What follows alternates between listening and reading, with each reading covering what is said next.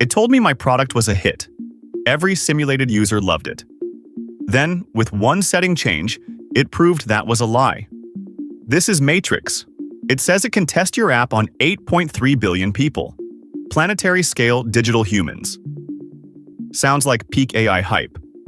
So I installed it, ran a real product survey through it, and found the one setting that flips a glowing result into the truth.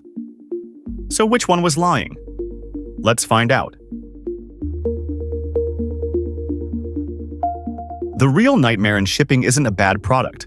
It's a product that's fine on average, and quietly broken for one group you never tested. You want to run it past 1,000 realistic different people before a single real one. That's the pitch. MatrAIx simulates diverse users for surveys, chatbots, and apps. Think about a simple pricing change. To you, it's obvious. But a budget-conscious student, a retiree on a fixed income, and a power user who'd pay anything all react in completely different directions. Test on 5 people who think like you, and you'll never see the split coming. What you need is range. And range is exactly what's hard to get before you launch. Straight talk, from their own docs. There's no 8 billion parameter model. 8.3 billion is a record count, a dataset of that many generated profiles, which happens to line up with the number of people on Earth. Only about 1 million are public, and each persona isn't a mind. It's a frontier LLM handed a profile card and told to play the part, a giant casting sheet, and an AI actor who read the card but never lived it. Hold on to that. It's the whole catch. Look at the casting sheet. 200 example personas, and each one is grounded in real data.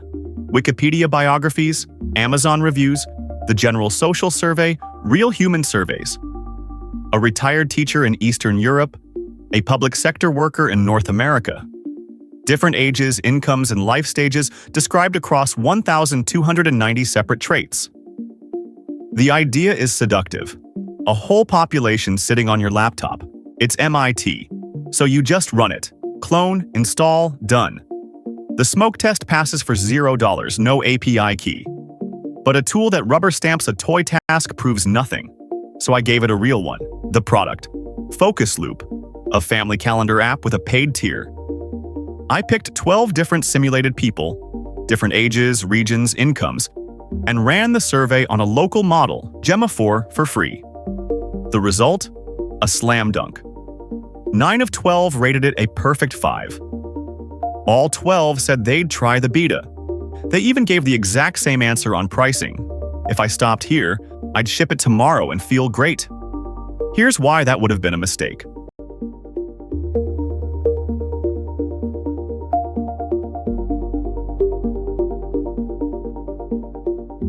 MatrAIx's own docs say, for faithful personas, use a top-tier model. So I reran the exact same 12 people, the exact same survey, and just swapped the brain.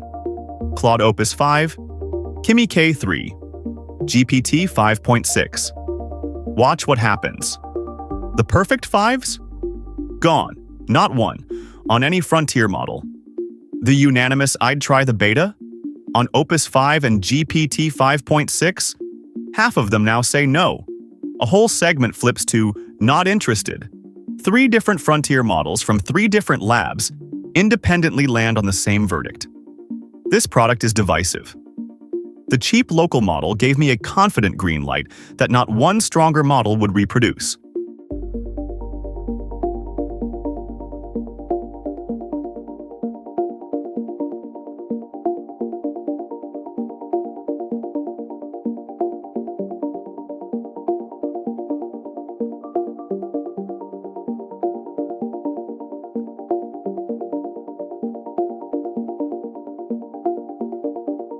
And the models didn't fully agree on the details, which is the interesting part.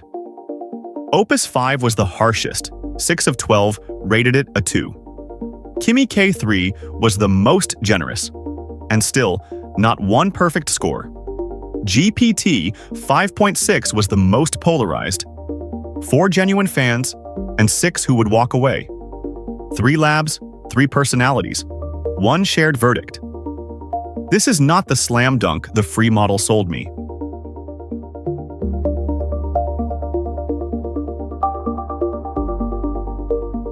Now, zoom into one person, Ava Martinez. On the free local model, Ava rated Focus Loop a perfect 5 and said she'd try the beta. On every frontier model, her interest collapses, down to a 2 or even a 1. And on 2 of the 3, she won't even try it. That's the gem MatrAIx is actually selling. Not a blended score, a per-person, per-segment breakdown that answers the question that really matters when you ship. Not how did it do, but who did it quietly lose? Ava is the customer your free test swore you'd already won.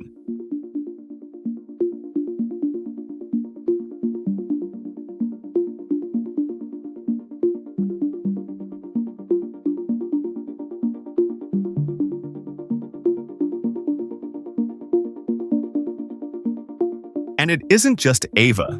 Remember how the free model had all 12 people give the exact same answer on pricing? That uniformity was the tell. Real people don't answer in lockstep. And the frontier personas didn't either. They scattered. Some would pay once it proved its worth, some refused to pay at all, some weren't interested enough to have an opinion. That spread is the signal. The flat, unanimous, everybody loves it was the noise.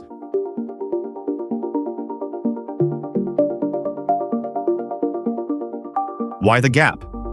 Cheap models tend to be agreeable, and samey, at least here, they collapse toward one bland positive answer, so everyone loved it. Stronger models hold a character and disagree, which is what a real focus group does. 2 honest catches. These are still AI roleplays, not people. More critical doesn't automatically mean more correct. And the frontier runs cost real money. Mine ran about $1 for all 3. Use this to catch blind spots cheaply, not to prove you're right. So how would you actually use this? Start free. Run the smoke test and a local model just to make sure your survey and your app wiring even work. Then, for the run you'll actually trust, spend the $1 on a frontier model. Read the segments, not the average, and treat whatever it tells you as a hypothesis to go check with real humans, not a final verdict.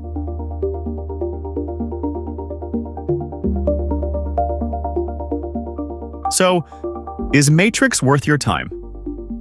The 8.3 billion is a marketing number. The personas aren't people. But that subgroup breakdown, who you're quietly losing, is a genuinely useful thing you can run before you spend a cent on real users, as long as you pay for a real model. It's open, it's MIT, and I actually ran all of this, unsponsored, not affiliated. Subscribe. I'll keep pulling the new tools apart so you don't have to trust them.